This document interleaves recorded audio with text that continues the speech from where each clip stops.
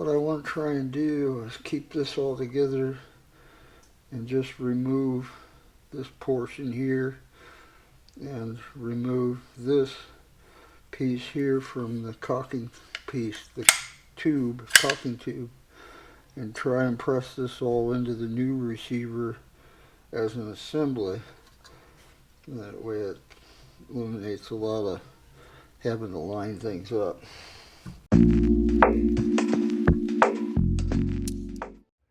Okay, the first thing I did was I pulled the handguard off, and then I got my Dremel with a little cut-off blade on it, and I cut the cocking tube.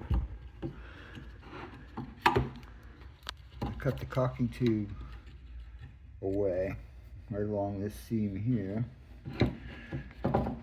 and what I'm trying to do is leave this intact. I don't want to take the side off, and I want to leave the trunnion on because it should be headspace to my bolt.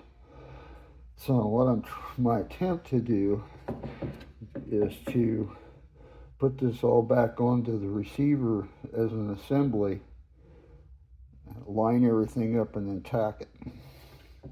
So right now what I've got done is I've cut this off. Now I have to remove this piece of sheet metal from the cocking tube right along this line here all the way around. And then I need to cut this piece of sheet metal, the remnants of the receiver, off of the trunnion. Okay, now on the cocking tube, I want to remove the cocking handle, and you'll see there's a pin right here, and you're just going to push it through from this side, pull the cocking handle out and all the internals, so all I'm left with is just the tube. So I can cut this extra piece off here. So I drive it out from that side. There's your pin. There's your little spring. I'll keep that.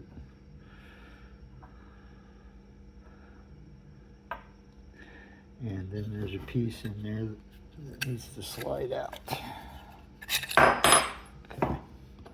And there's that piece. Okay. Alright, so I have the cocking tube in the collet lathe, and this is the shoulder we want to come up to, so I'm going to cut this sheet metal away up to that shoulder and leave this piece here. Now I'm just going to plunge down. What I did was I took the tool and touched this diameter right here, set a 0, and I touched this shoulder here, set 0. I'm going to plunge down and try and cut some of that weld away. Now I do believe there's some spot welding here on both sides. It's going to have to be removed as well. So I am going to try and cut down into that without cutting into the sheet metal underneath. And I've got the digital control I'm watching. Alright, since we're 30 thousandths away, I'm going to stop there and see. Yeah, see, we haven't touched yet, so that's a good thing.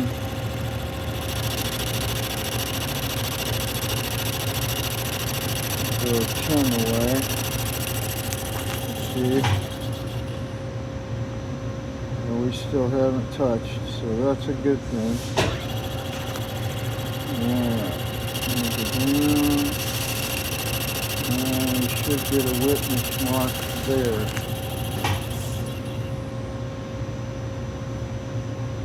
Nope. Okay. Let's go another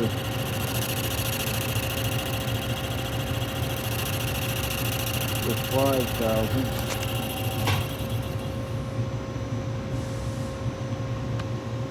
And we still haven't touched. Okay.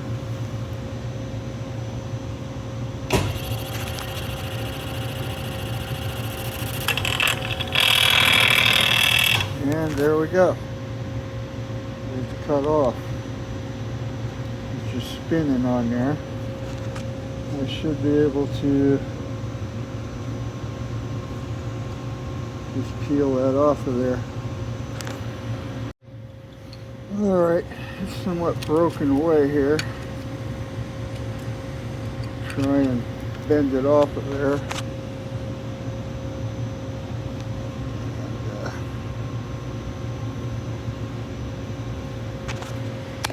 See what we got. I'm doing this one-handed, so bear with me. I'm going to get a pair of pliers here. I've got to, that has to come off or I won't be able to get it out of the collet. Huh. Alright.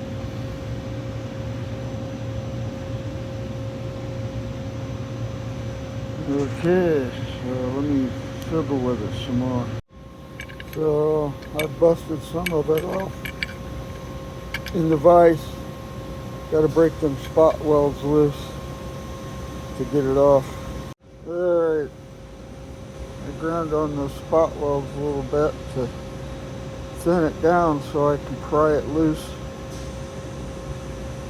I'm almost there.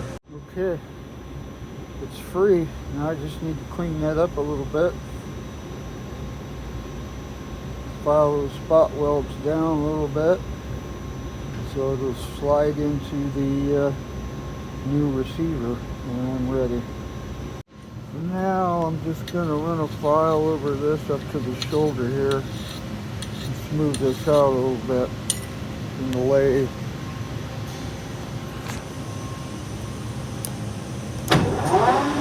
And I can't hold the camera and file, so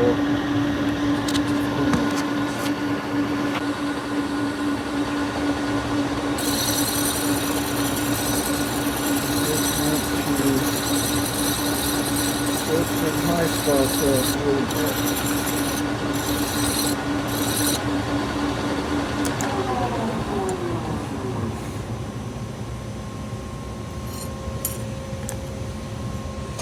And that looks pretty good.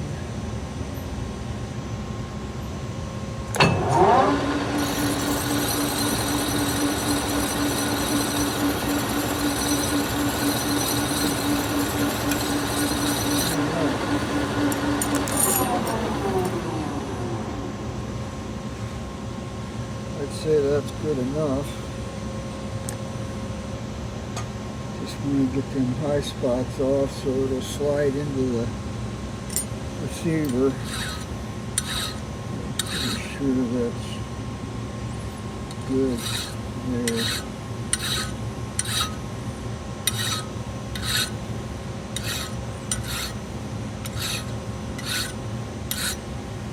Yeah.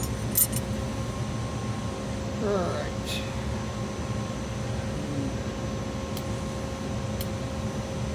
So, move this out a little bit.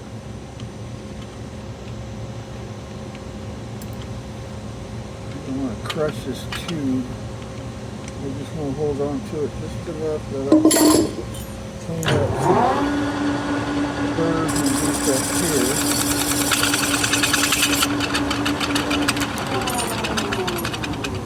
That's not going to work. Not without crushing it. You don't want to crush it.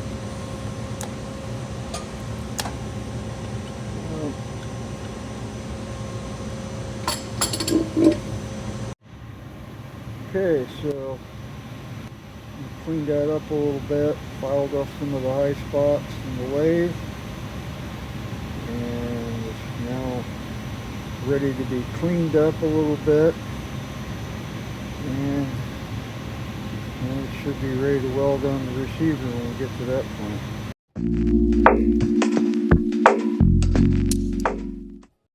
Okay, so now I'm going to pull the trigger pack out. What you have to do is the selector lever has to be straight up. And then you want to lift this out because there's a little groove in the selector lever, and you want to make sure that when you put it back together, these two springs are on top of that selector lever, and then you just pull it out. And then this selector lever comes out, and then you should be able to pull the trigger group out. Right? Trigger group is out. Okay, I am going to cheat a little bit because I already have a Cetme C trigger group that has been modified to semi-auto. So what I'm going to do is I'm just going to copy this and make this one like this. And I'll pull all the parts out that are full auto and leave them lay so you can see how many parts are missing from this. But before I start, you can see that's pretty simple. That's the semi-auto. And this is the full auto. I already have one piece removed. This piece here. This is the lever that is actuated by the bolt that will allow it to go full auto. But you have to remove all those pieces out of there and then cut a section out and put a little piece of metal in there and make a step, a shelf, so that you can't take a full auto trigger group and slide it into a semi-auto gun. So that's where we're at with that.